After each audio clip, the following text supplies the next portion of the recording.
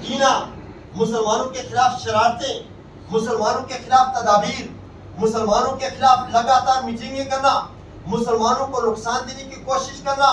اور مسلمانوں کے خلاف بغاوت پر آمادہ کرنا اور ہر وہ تدبیر کرنا جس سے مسلمانوں کو اللہ اور اس کے رسول کو اور اللہ اور اس کے رسول کے ماننے والوں کو نقصان اور زد پہنچے، وہ سب چیزیں منافق کرنا شروع کر دیتے ہیں۔ لیکن جو لوگ ایسا کرتے ہیں منافق، وَلَهُمْ عَذَابٌ عَلِيمٌ بِمَا كَانُوا يَكْذِبُونَ، دردناک قسم کا عذاب اللہ رب العزت نے ان منافقین کے لیے بنا کے رکھا۔ ان المنافقین فی الدرک الاسفل من النار، قرآن نے کیا کہا؟ منافق جہنم کے سب سے نچلے درجے میں ہوں گے۔ وَلَن تَجِدَ لَهُمْ نَصِيرًا، کوئی ان کا مددگار، کوئی ان کی مدد کرنے والے، اعانت کرنے والا آپ نہیں پائیں گے۔ کفار سے بھی سخت سزا اللہ رب العزت نے قرآن حکیم کے اندر منافقین کے لیے بیان فرمائی، سخت سزا بیان فرمائی۔ کیوں؟ منافق مسلمانوں کے گروہ کے اندر شامل ہوتا ہے، منافق مسلمانوں کی صفوں میں شامل ہوتا ہے، منافق مسلمانوں کے ساتھ چلتا پھرتا اٹھتا بیٹھتا کاروبار کرتا ہے، منافق کبھی کبھار مسجد میں آ کر مسلمانوں کی صف کے اندر کھڑے ہو کر نماز بھی ادا کرتا ہے، ان کے رشتے ناطے کے اندر اور ان کے ساتھ شامل ہو کر اسلام کو اور مسلمانوں کو نقصان دینے کی کوشش کرتا ہے۔ وہ زیادہ خطرناک ہے بنسبت کفار اور مشرکین کی، وہ زیادہ خطرناک ہے۔ کافر سے آپ بچ سکتے ہیں، آپ کو پتہ ہی ہمارا دشمن ہے، لیکن جو آپ کے بغل کے اندر بیٹھا وہ منافق ہے، اس سے انسان بچ نہیں سکتا ہے۔ اور پہلی قسم جو نفاق ہے وہ نفاق اکبر ہے، عقیدے کا نفاق۔ اور عقیدے کا نفاق کیا ہے؟ وہ منافق رسول اللہ صلی اللہ علیہ وسلم کے دور کے اندر زیادہ تر موجود تھے، رسول اللہ صلی اللہ علیہ وسلم کے دور کے اندر مدینہ طیبہ کے اندر موجود تھے، جو ظاہری طور پر اپنے آپ کو محفوظ کرنے کے لیے اسلام کو قبول کر لیا تھا، اپنے آپ کو بچانے کے لیے اسلام کو قبول کر لیا۔ کیوں؟ مسلمانوں کا غلبہ، مسلمانوں کی طاقت اور مسلمانوں کی قوت کو دیکھ کر اسلام میں داخل ہو گئے، اور اسلام میں داخل دل سے نہیں ہوئے، زبان سے قولاً لا الہ الا اللہ محمد رسول اللہ کا اقرار کر لیا، اللہ کے رسول صلی اللہ علیہ وسلم کے قولاً زبان سے اقرار کر لیا، تصدیق کر لی، لیکن دل کے اندر انہوں نے کفر کو چھپا کر رکھا، دل کے اندر شرک کو چھپا کے رکھا، دل کے اندر مسلمانوں سے نفرت ان کے دل کے اندر موجود تھی، دل کے اندر مسلمانوں کے خلاف حسد موجود تھا، شرارتیں موجود تھی، لیکن ظاہری طور پر اسلام کا اقرار بھی کیا، اسلام کو قبول بھی کر لیا، اور دل کے اندر کفر کو چھپا کے رکھا۔ یہ ہے عقیدے کا منافق، عقیدے کے اندر نفاق ہے، یہ ظاہراً کچھ ہے اور چھپا کے کچھ رکھا ہوا ہے، یہ سب سے خطرناک ہے۔ اور ایسا شخص جو ظاہر مسلمان ہے، دل کے اندر کفار سے محبت اور مسلمانوں سے عداوت، دل کے اندر کفر اور ظاہری طور پر مسلمان، یہ دائرہ اسلام سے خارج ہوا، اس کو مسلمان نہیں کہا جاتا۔ اور اس کے لیے اللہ رب العزت نے فرمایا ان المنافقین فی الدرک الاسفل من النار، کہ یہ سب سے جہنم میں سب سے نیچے درجے کو۔ اور اسی کے اندر آتا عبداللہ بن ابی بن سلول، رئیس المنافقین، جو رسول اللہ صلی اللہ علیہ وسلم کے ساتھ آپ کی مسجد کے اندر آیا کرتا تھا، آپ کی صفوں کے اندر شامل ہوا کرتا تھا، صحابہ کرام کے ساتھ رہا کرتا تھا۔ اور مورخین نے یہاں تک لکھا کہ عبداللہ بن ابی بن سلول جب بھی رسول اکرم علیہ الصلوۃ والسلام کسی چیز کا اعلان کرتے، سب سے پہلے کھڑے ہو کر اللہ کے نبی صلی اللہ علیہ وسلم کی تصدیق کیا کرتا تھا۔ ایسا شخص تھا، لیکن دل کے اندر نفاق اور کفر چھپا کے رکھا تھا اور ظاہری طور پر مسلمانوں میں شامل تھا۔ یہ وہ شخص تھا کہ جنگ احد کے موقع پر رسول اکرم علیہ الصلوۃ والسلام سے آپ نے 300 ساتھیوں سے لے کر الگ ہو گیا تھا، واپس چلا گیا تھا، اور مسلمانوں کی تعداد صرف 700 رہ گئی تھی۔ وجہ کیا تھا؟ کہ رسول اکرم علیہ الصلوۃ والسلام وہ مسلمانوں کے خلاف عداوت، نفرت، حسد، بغض، شرک اور کفر اس کے دل کے اندر چھپا ہوا تھا۔ اسی لیے اللہ نے فرمایا ان المنافقین فی الدرک الاسفل من النار، یہ عقیدے کا نفاق، اور یہ بہت خطرناک ہے، سیدھے جہنم کی بعید ہے۔ کفار اور مشرکین سے زیادہ عذاب قیامت کے دن اللہ رب العزت منافق کو دے گا جو نفاق اکبر کے اندر شامل ہے۔ اور دوسری قسم ہے نفاق اصغر، وہ ہے انسان کے عمل کے اندر وہ بری خصائل اور وہ بری صفات پائی جانا جو منافق کے اندر پائی جاتی ہے۔ عقیدتاً وہ منافق نہیں ہوتا، مسلمان ہوتا ہے، ایمان اس کے دل کے اندر موجود ہوتا ہے، صاحب ایمان ہوتا ہے، لیکن عملاً کو طے کر جاتا ہے کہ عملی طور پر اس کے اندر وہ صفات، وہ خصائل، وہ عادات پائے جاتے جاتی ہیں جن سے رسول اکرم علیہ الصلوۃ والسلام منع فرمایا، اور وہ عادات، وہ اطوار اور وہ خصائص اللہ کے نبی صلی اللہ علیہ وسلم نے فرمایا کہ یہ منافق کی نشانیاں ہیں، نفاق آپ کی نشانیاں ہیں، اور یہ عادات ان کے اندر پائی جاتی ہیں جن کے اندر نفاق ہوتا ہے۔ رسول اللہ صلی اللہ علیہ وسلم بتایا،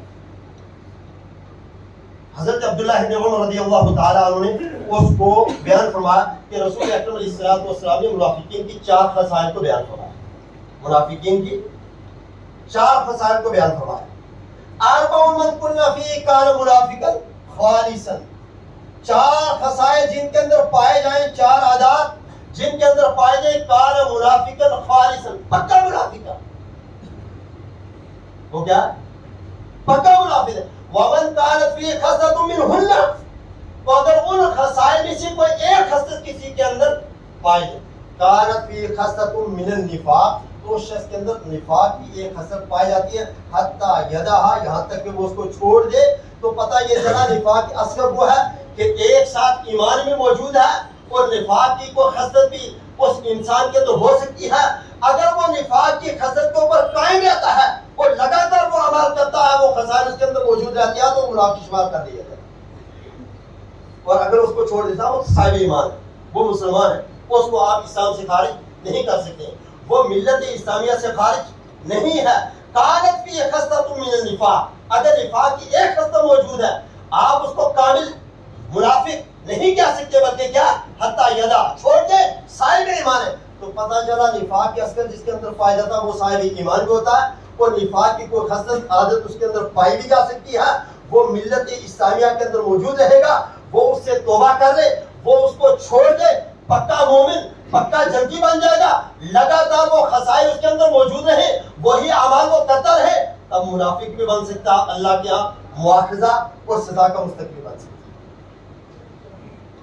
اور وہ 4 خصلتیں جو رسول اللہ صلی اللہ علیہ وسلم نے بیان فرمائی وہ کیا ہے؟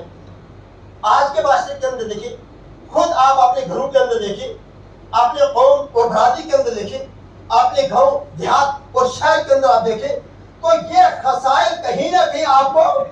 لوگوں کے اندر مل جائیں گے۔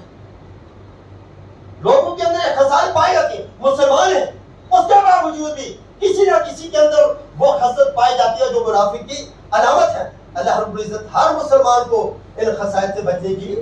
توفیق عطا فرمائے۔ سب سے پہلے خصلت جو رسول اللہ صلی اللہ علیہ وسلم نے بیان فرمائی وہ عزت من الخال، جب کسی کے پاس امانت رکھی جائے تو اس میں خیانت کرے، امانت رکھی جائے اس میں خیانت کرے، کہ کسی کے پاس امانت رکھی، مال رکھا، متاع رکھا، سامان رکھا، تو اس کے اندر خیانت کر لی، اس میں سے کچھ لے لیا، اس میں سے کچھ خرچ کر دیا اور واپس پورا سامان نہیں کیا، یا کسی نے امانت رکھی پورا کا پورا مال کھا گیا، پورا کا پورا مال کھا گیا۔ عزت من الخال، جو امانت دار نہیں ہے، صاحب امانت نہیں ہے، خیانت کرنے والا ہے، تو نفاق کی ایک خصلت اس کے اندر پائی جاتی ہے، جس کو رسول اکرم علیہ الصلوۃ والسلام نے فرمایا عزت من الخال، اگر امانت رکھی گئی اس کے اندر خیانت کرتا ہے تو منافق کی ایک صفت اس کے اندر پائی جاتی ہے، اور یہ بڑی محبوب اور سخت قسم کی چیز ہے کہ امانت رکھی جائے اس کے اندر خیانت کرے۔ اس کے اندر ایک مزدور بھی شامل ہو سکتا ہے، اس کے اندر ایک ملازم بھی شامل ہو سکتا ہے، اس کے اندر ایک وزیر اعلیٰ بھی شامل ہو سکتا ہے، وزیر اعظم، ڈی سی، ایس پی، سب شامل ہو سکتے ہیں، کہ جو رفائی کام، جو چیز فنڈ عوام کے لیے، پبلک کے لیے دیے جائے، اس میں سے خیانت کر کے اپنا گھر بنا لے، اس میں سے خیانت کر کے اپنا راستہ بنا لے، اس میں سے خیانت کر کے اپنی کوٹھی بنا لے، اس میں سے خیانت کر کے اپنا مکان یا کوئی چیز، دکان یا کارخانہ کچھ بھی کھول لے، یہ خیانت ہے، یہی خیانت ہے۔ اور خیانت ایک ایسا گناہ ہے کہ رسول اکرم علیہ الصلوۃ والسلام نے فرمایا کہ شہادت ملنے کے بعد بھی جنت کے اندر یہ شخص نہیں جا سکتا ہے، اللہ رب العزت کا عذاب کا شکار ہوگا۔ کتنے سخت ہے، کتنے سخت ہے۔ حضرت ابو ہریرہ رضی اللہ تعالی عنہ بیان کرتے ہیں کہ ایک شخص رسول اکرم علیہ الصلوۃ والسلام کے غلام ہدیے کے اندر دیا، تحفے کے اندر، دلیل سنیں آپ، تحفے کے اندر۔ غلام کا نام مدہن، ہمیشہ رسول اللہ صلی اللہ علیہ وسلم کی خدمت کرتا، ہمیشہ رسول اللہ صلی اللہ علیہ وسلم کی خدمت میں حاضر رہتا، ہمیشہ رسول اللہ صلی اللہ علیہ وسلم کے سامنے کھڑا رہتا، کوئی بھی ضرورت اللہ کے نبی صلی اللہ علیہ وسلم کو پڑے وہ غلام خدمت کے لیے حاضر۔ آپ سمجھے ظاہری طور پر کتنا بڑا مقام تھا اس کا، نبی کائنات جناب محمد رسول اللہ